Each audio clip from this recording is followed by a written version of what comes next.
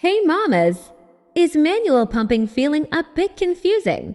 No stress, I'm with you. Let's do this together. This is just for education. First, let's get clean. Wash your hands for 20 seconds.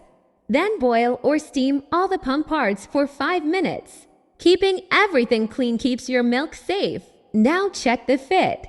Your flange should feel comfortable and move easily. No rubbing, no pain. If it feels off, try a different size.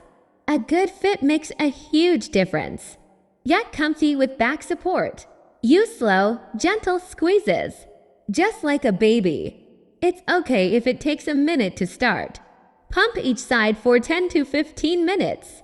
Keep it gentle. A soft massage helps the flow. Pour the milk into a clean bottle and label it. Use within 4 hours at room temp or 4 days in the fridge. Then wash and air dry everything. If anything hurts, please talk to your doctor. You're doing amazing and you're learning. You've got this. Etheria.